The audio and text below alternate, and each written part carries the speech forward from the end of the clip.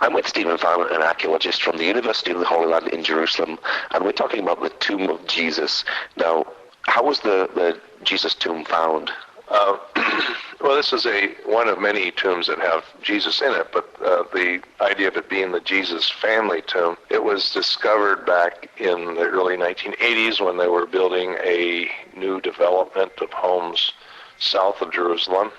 In there they found a tomb that actually had some ossuaries, some bone boxes, that had names on them, 10 ossuaries with a number of names. It's really a tremendous witness to a family that lived in the area of Jerusalem back in the first century. Now, the insinuation that this was in fact the tomb of Jesus of Nazareth, anytime that you find a tomb in which it was understood or read that on one of those ossuaries that you have a Jesus, son of Joseph, the first thing that many people will think is that, wow, is this in fact Jesus of Nazareth? How many times could you actually find that name on an ossuary in a tomb? How many people had that name in the first century? Just imagine finding a name like Jesus, son of Joseph, on an ossuary from a tomb. Are there any others like that? Well, yes, there's one other ossuary that has Jesus, son of Joseph on it. Well, it just happens that if you find a Jesus, son of Joseph, if we go back to the catalog of the ossuaries that are found in the State of Israel collection, there you find that about 1 in every 17 males of that day, when they're given a Jewish name, it was Jesus. 1 in every 9 people who were named a Jewish name, young boys, was given the name Joseph.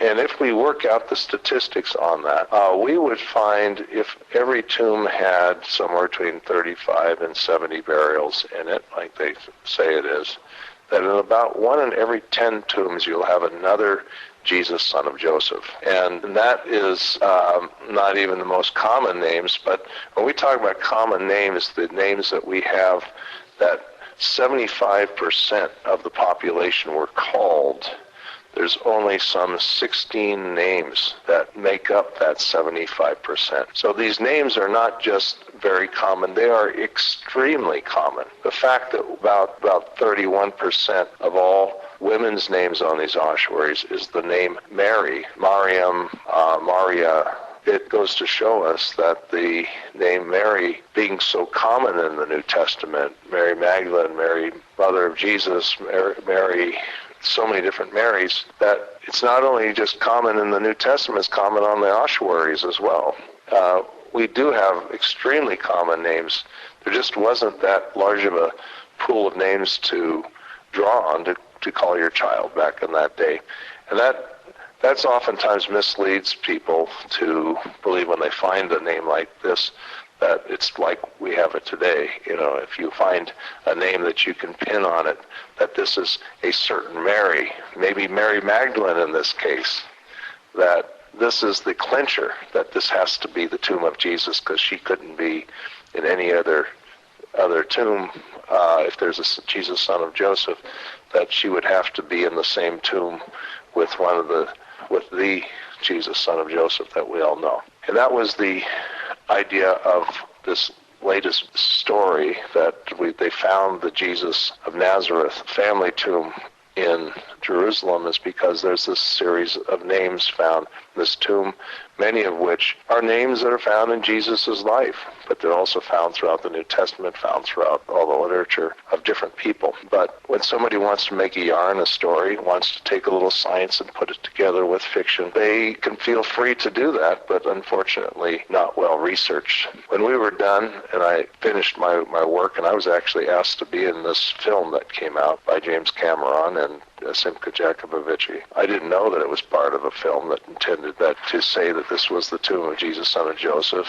And not until the film was about to be finished to be released, they sent me a photograph to ask about one of the strokes on the Jesus, son of Joseph tomb as to what is the first letter And I looked at this photo, and it was a beautiful photo made by Zev Radovan. I said, listen, if you're trying to say that this is the tomb or the ossuary of Jesus, son of Joseph, I'm going to tell a different story than you have, because I can see in this particular inscription that on this ossuary that there was another name under Jesus, under Yeshua, that his name wasn't the first name on the ossuary. And this doesn't in any way represent the picture that you're trying to say, that he was the first one buried in this tomb, that his rest of his family followed after him. He was not only not the first person in the tomb, he wasn't even the first person on this ugly ossuary. So it's the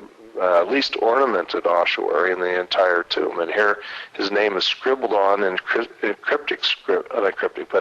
cursive script that's very difficult to read, over a scratched out another name, who was a son of Joseph. So it may have been his brother that was there in the bone box before him. But there's a story to tell. Every time that we go in to study these things, if we just do our homework right, you can put to rest a lot of these different, very colorful stories that people would like to tell, would like to get people's hopes up, fears up, and it's unfortunate that people don't do their homework right before they come up with something like this. And sometimes it's because they are quick to believe, or they just want to make some money. There may have been a little bit of both in this case of the film producers. I don't know that they were intending that they were putting out something that was merely a hoax.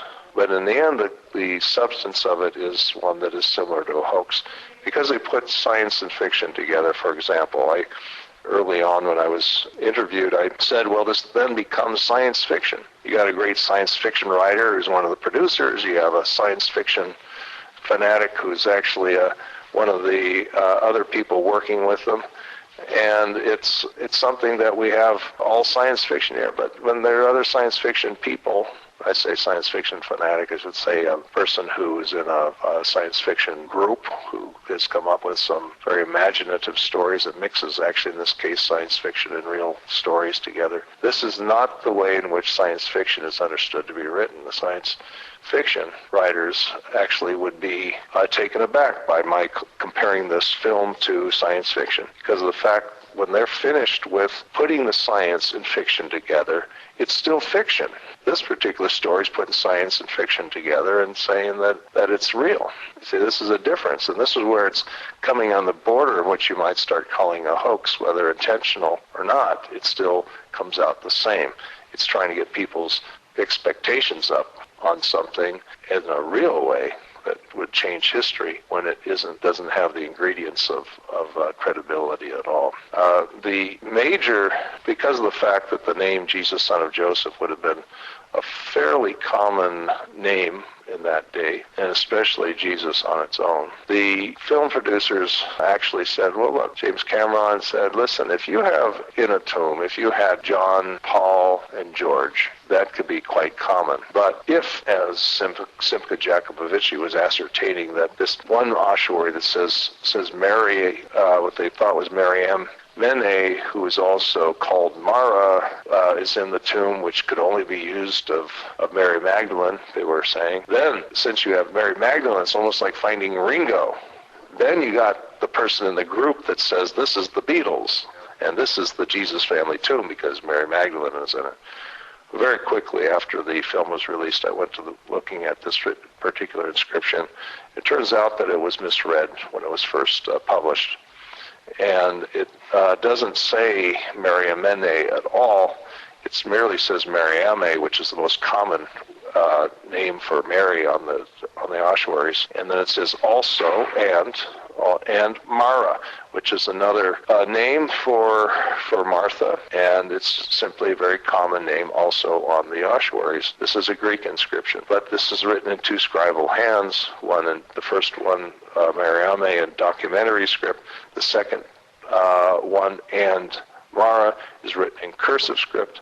These are simply two different scribal hands written on two different occasions when two different individuals were put into this ossuary, their bones together, and died at different times. And so it just became another set of common names which took Mary Magdalene out of the picture. In fact, several articles spun off this. One of them says Mary Magdalene has left the room. The Bible tells us that Jesus actually rose from the dead, and but wouldn't it have been probable if he hadn't that his bones would have been placed in a tomb, in a bone box in Bethlehem where he was born, or maybe in Nazareth where his family was from? Well, the fact that any individual would normally be buried with the family tomb, that is true.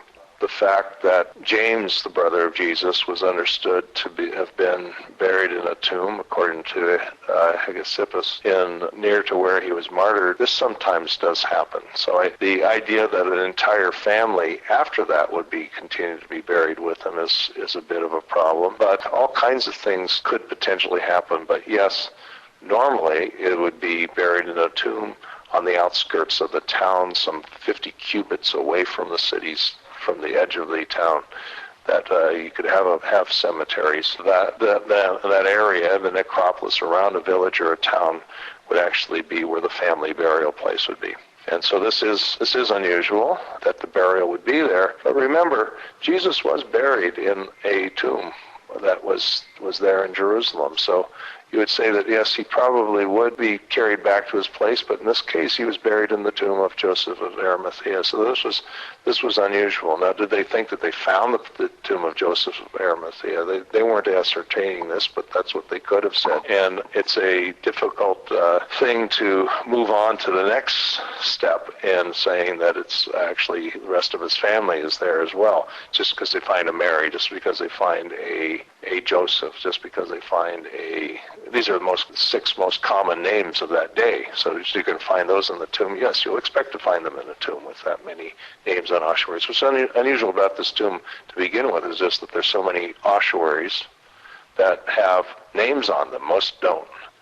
In fact, many times you find several different individuals, skeletons, inside one ossuary. So you might have one name on it, then you'll have a lot of other skeletons in there as well. And so telling what is in what bone box and who is buried where, and with a lot of the skeletons still not in bone boxes at all, but still in other sections of the tomb, we can't really make any general statement about, or generally accepted statement about the way Jewish practice had to be back then.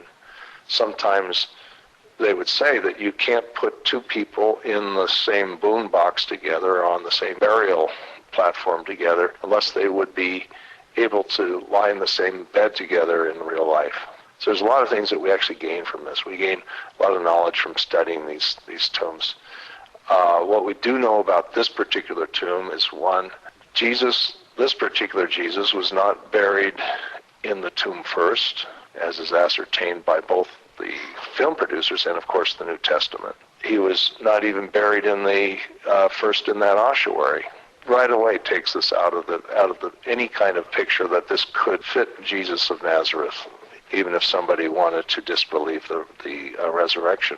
There's also the fact that we have a situation where somebody who's the head of a new movement like this, that they would be buried in such an ugly bone box with no ornamentation, buried and have his name scribbled, really, on the ossuary. But there's no commemoration of it by having a church built on the site. But there's so many things against this that it just, as we look at it in retrospect, they did a valiant job to try to sell this as the Jesus family tomb, but it turns out to be a total loss in terms of their own work and credibility, because they put it together with pieces that represent the family, really another Judean family that had nothing to do with Jesus of Nazareth whatsoever. If we wanted to tell the story about this tomb, we would have to tell the story of a certain Jesus of Talpiot, not Jesus of Nazareth. And he's not even the primary person in the tomb. There's various ossuaries that are of